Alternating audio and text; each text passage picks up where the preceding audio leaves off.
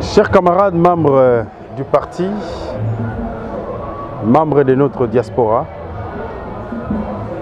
à peine nous venons d'atterrir, venant d'une très longue tournée qui s'est étendue sur 17 jours à l'est du pays. Nous avons fait le Nord Kivu, le Sud Kivu, le Maniema et la Chopo. Nous avons écouté la population. Au-delà des meetings, mais nous avons tout fait pour qu'à chaque endroit visité, qu'il y ait des rencontres directes entre le président national, toute sa délégation et les forces vives. Nous avons écouté notre peuple. Il y a des attentes. L'université d'été qui s'ouvre ce jour à Paris est une occasion pour vous, la diaspora. Comme je l'ai toujours soutenu, vous êtes partis en Europe, c'est pour acquérir des connaissances. Et ces connaissances ne peuvent être utiles que si vous les mettez à profit pour l'émergence de votre propre pays. L'université d'été qui s'ouvre ce jour est une initiative que nous avions prise avec la diaspora. Nous avions dit qu'il fallait réfléchir en profondeur sur des questions essentielles, non seulement de la bonne marche de notre parti, mais aussi des questions liées à l'existence même de notre pays. Aujourd'hui, notre pays se retrouve dans beaucoup de tourments. La sécurité, l'économie, le social et bien d'autres domaines où nous avons du mal à décoller.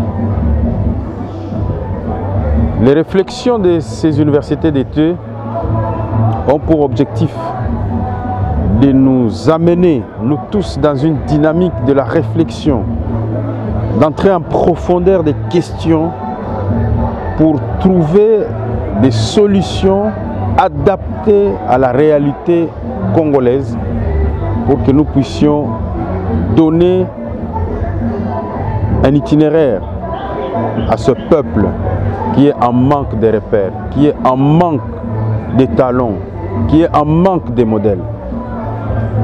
Notre parti s'est toujours voulu un parti du changement. Et d'ailleurs, ici, c'est le lieu de rendre hommage à notre président national qui a su tenir la barque. Malgré les difficultés qu'il a connues, il n'a cessé de croire en l'avenir radieux de ce pays. Il n'a cessé de nous encourager, il n'a cessé de soutenir les initiatives pour éclore notre parti et faire en sorte que notre parti soit le moteur non seulement de la réflexion, mais aussi de la projection dans la perspective d'un changement. Les universités d'été qui s'ouvrent à Paris aujourd'hui, c'est une occasion aussi de vendre l'image de ce grand Africain, de ce grand homme, le président Vital Kamerhe. Nous devons parler de lui. Le monde ne l'a pas assez connu.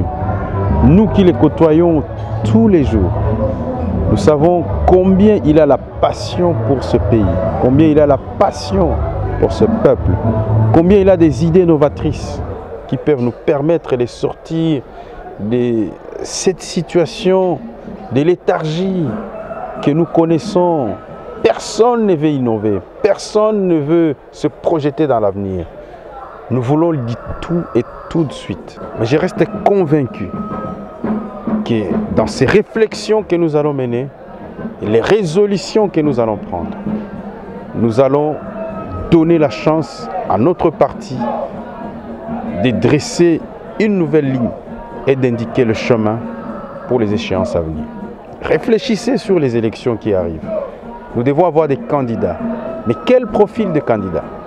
Quel type de programme? Quelle est la manière de battre campagne? Nous savons très bien que vous êtes au contact des pays, des vieilles démocraties de l'Europe. Vous en savez quelque chose. Vous avez des idées parce que vous avez participé. Vous avez vécu et vous vivez ce que eux ont comme conception de la démocratie. Partagez-nous ces expériences. Ça va nous aider pour que nous puissions améliorer notre système démocratique. Et ça doit partir de l'UNC. Ces universités d'été sont donc une forêt à explorer. Sont donc un nouveau monde à explorer. Et vous avez des solutions à proposer pour ce nouveau monde, pour que ce nouveau monde puisse voir le jour et que le Congo, que notre président a toujours voulu, fort, prospère et stable au cœur de l'Afrique, puisse recouvrer effectivement cette grandeur de la vision de notre président. Je déclare donc ouvert ces universités d'été et je souhaite bonne chance à tous les congressistes, à tous les participants qui vont certainement donner le meilleur d'eux-mêmes pour nous offrir des tribunes ainsi que des réflexions qui vont nous permettre d'avancer parce que le 21e siècle, c'est le siècle des idées et celui qui n'a pas les idées ne peut être qu'écrasé. Merci.